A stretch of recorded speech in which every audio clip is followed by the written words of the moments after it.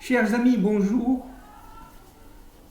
En complémentarité à ce que nous avions dit la dernière fois, vu l'accélération des phénomènes, notamment météorologiques, j'ai pensé, avec mon ami David, d'essayer de comprendre ce qui s'est passé dans ces phénomènes qui étaient concomitants entre l'incendie qui a entouré Jérusalem, mais aussi la grêle qui a frappé Paris et, surprenant, les mains de Dieu sont impénétrables,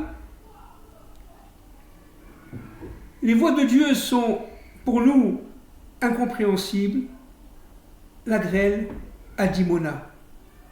Alors j'ai pensé quand même, en complément, dire 3 choses en introduction.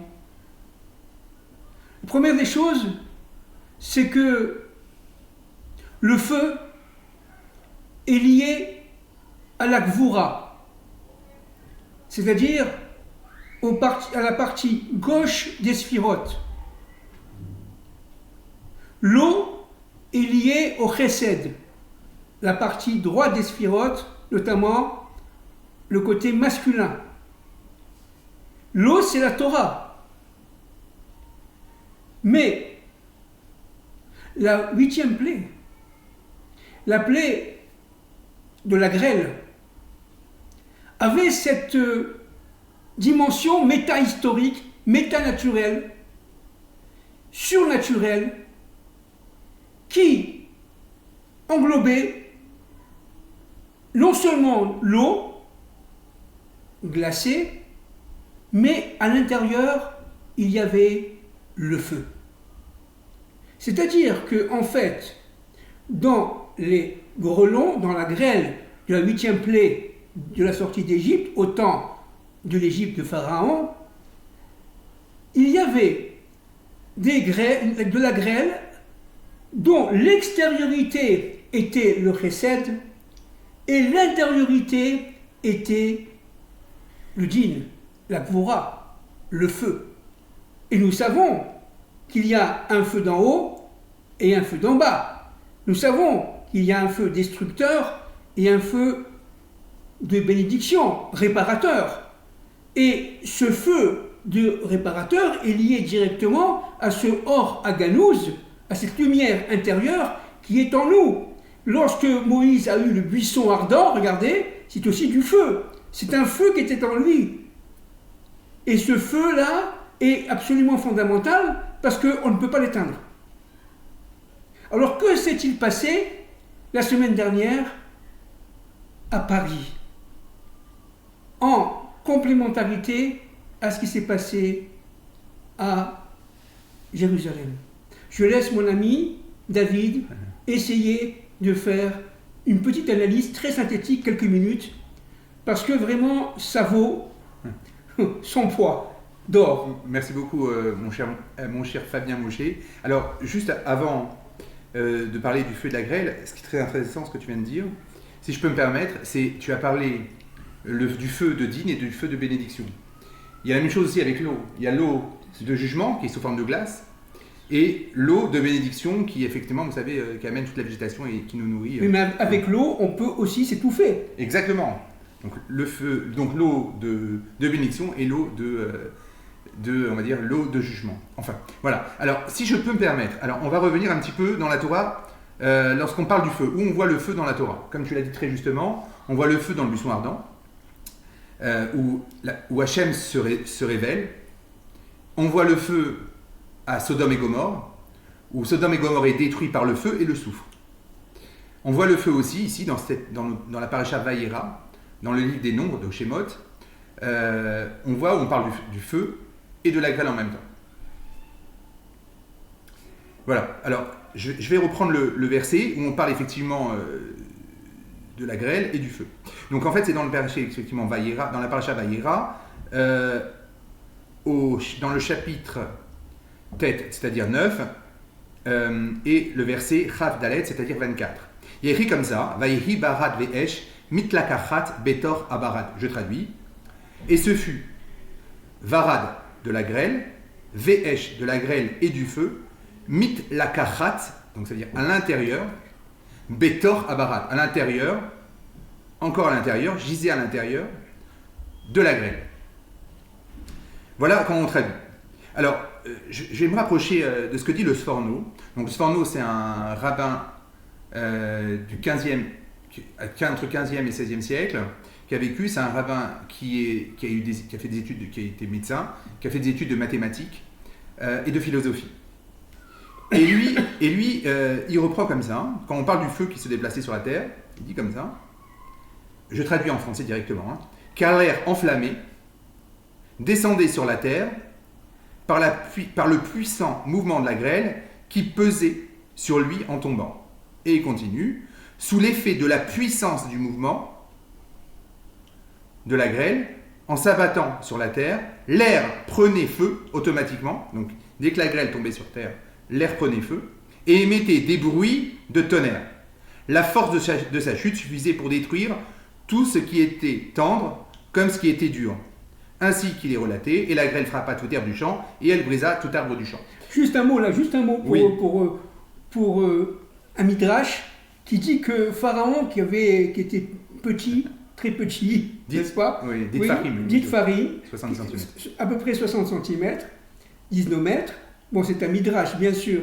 Il était assis sur son trône, et à chaque fois qu'il y avait la grêle qui tombait de la 8e plaie d'Égypte, le bruit était tellement énorme, tellement assourdissant, qu'il tombait de son siège, il remontait, il s'asseyait, il se calmait, ça recommençait, et ça d'une manière absolument interminable. Et il en a été extrêmement touché, profondément touché. Bon, c'est un midrash. Très intéressant, très intéressant. Alors, et quand il tombait de plus bas. Oui, bien sûr, et à chaque fois, il fallait qu'il remonte de plus haut. Qu'il remonte plus haut. Alors, très intéressant. Alors voilà, je voulais faire le parallèle avec aujourd'hui, ce qui se passe. Avant cela, effectivement, quand on a dit mon cher Moshe, c'est qu'il y a eu le feu qui était dans les environs de Jérusalem, il y a eu la grêle à Paris, et il y a la grêle à Dimona. En fait, quel rapport? Pourquoi est-ce qu'il y a Paris, il y a la grêle, qui est censée éteindre le feu, et qui était composée de cette plaie, et pourquoi il y a la grêle à Dimona? Quel rapport entre la grêle de Dimona et la grêle de Paris? Je ne sais pas si on a parlé au précédent, mais en tout cas, voilà, moi ce que je comprends ce que je comprends de là, c'est qu'au moment où il y a eu les incendies à Jérusalem, Israël demande l'aide internationale, quelques pays répondent, dont la Grèce, en disant on va envoyer un super avion qui est capable de détruire des tonnes et des tonnes, 50 tonnes d'eau et puis de la matière réfuge, etc., pour éteindre les incendies. Et finalement, cet avion, on ne sait pas ce qui s'est passé, il n'est pas venu. Il y a eu une urgence d'un coup. Et tous les avions qui étaient censés venir d'Europe ne sont pas venus. Ils ne sont pas venus. Le lendemain matin, lorsque les incendies sont maîtrisés à Jérusalem, donc lendemain de Yom Ha'atzmaut, à ce moment-là, il y a le président français, M. Macron, qui envoie un tweet en disant nous sommes solidaires avec les victimes israéliennes, toutes les victimes qui ont été touchées par les incendies, et si vous avez besoin d'aide, nous serons là. Bon, évidemment, M. Macron attendait que M. Netanyahu l'appelle pour lui demander une contrepartie pour avoir de l'aide. Mais finalement, ils ne sont pas venus, les Français. Donc on voit ici, enfin moi d'après ce que je comprends, qu'il y a une vraie cassure entre la France et Israël, et la France elle-même, qui a donné les réacteurs nucléaires en 1955, qui est aujourd'hui à Dimona. D'accord? Donc Dimona, on voit que Dimona a un lien avec la France, en tout cas Dimona, peut-être qu'il n'y a pas la bombe nucléaire là-bas, mais en tout cas, au niveau symbolique, c'est Dimona, là où il y a la centrale nucléaire en Israël, dont le réacteur nucléaire a été offert par la France en 1955, comme tu me le précises. Voilà. Alors, maintenant, voyons un petit peu quel rapport avec le nucléaire.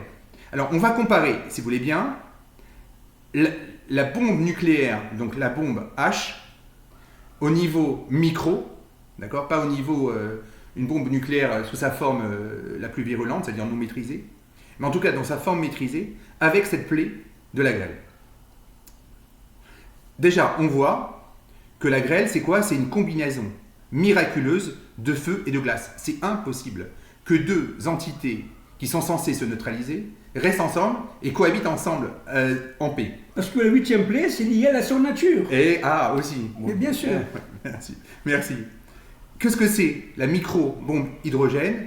C'est une fusion nucléaire contrôlée par une charge de fission. Une fission, c'est-à-dire on coupe l'atome de plutonium.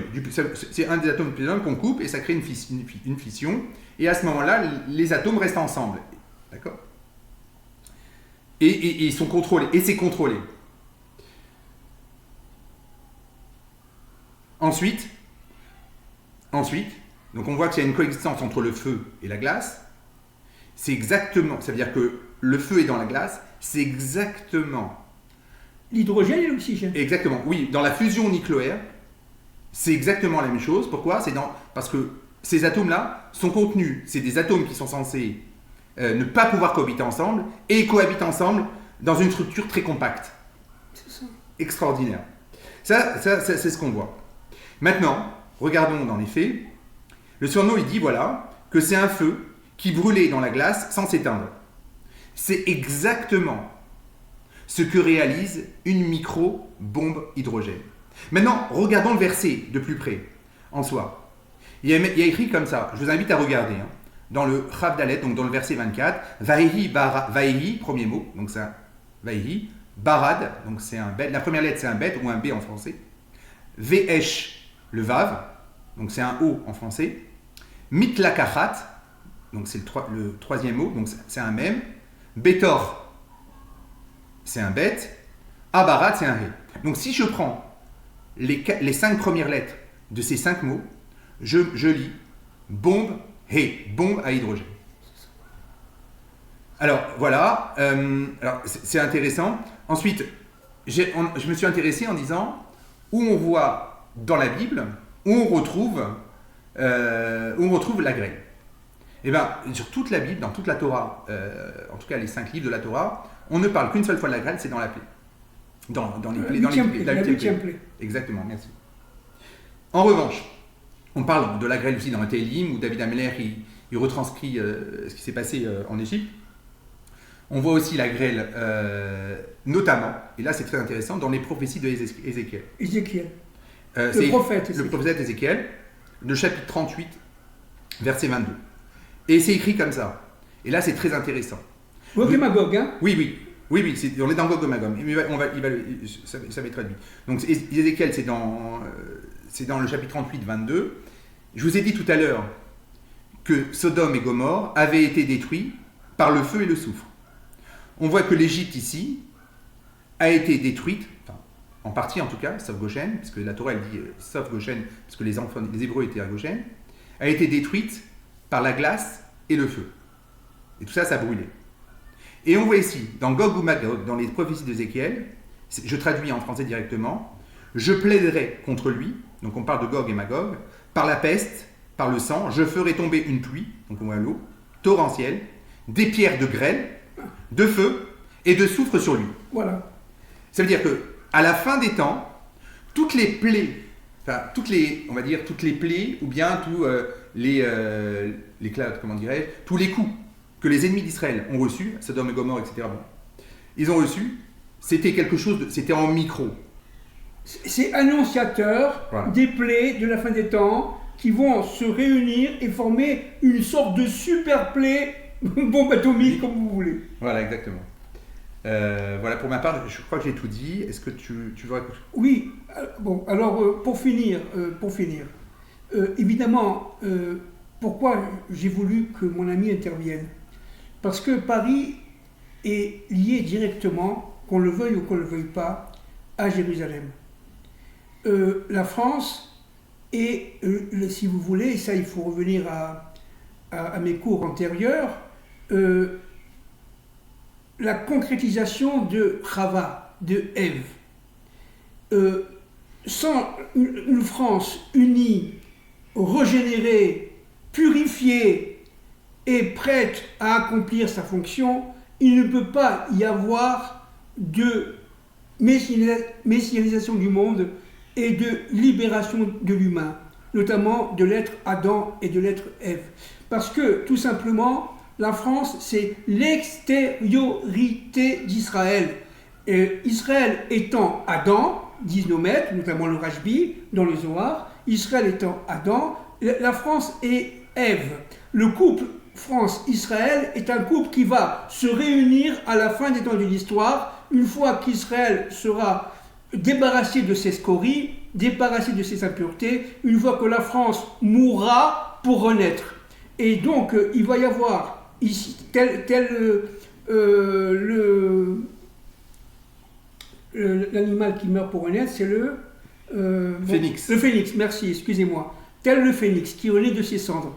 Donc la France va renaître et elle va prendre conscience de l'importance d'Israël dans la messianisation de l'histoire et dans la libération de l'universel par rapport aux forces du mal. Et ça va être un élément fondamental de la délivrance finale de l'humanité et de l'universel. Un deuxième point très... Si je peux me permettre. Oui. Le lien qui est très flagrant, le lien entre la France et Israël, on le voit déjà quand Yeshua bin Nun a conquis la terre d'Israël.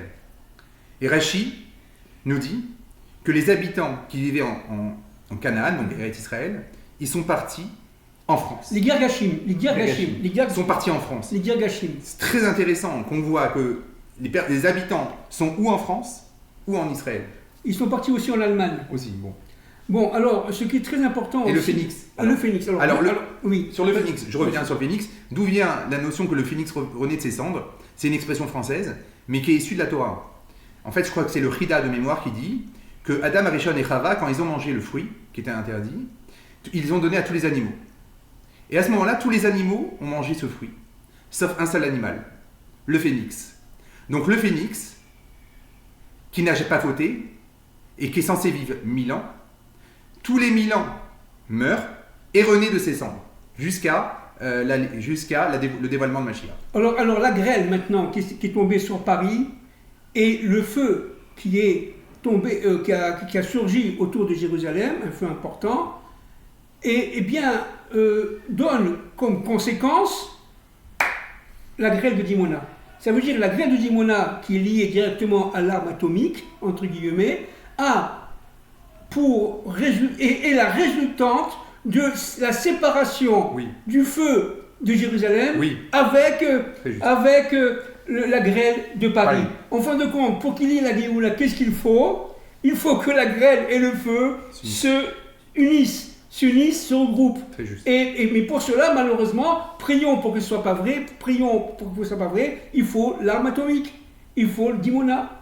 Vous voyez? Très juste. Voilà. Alors, c'est une petite incartade comme ça.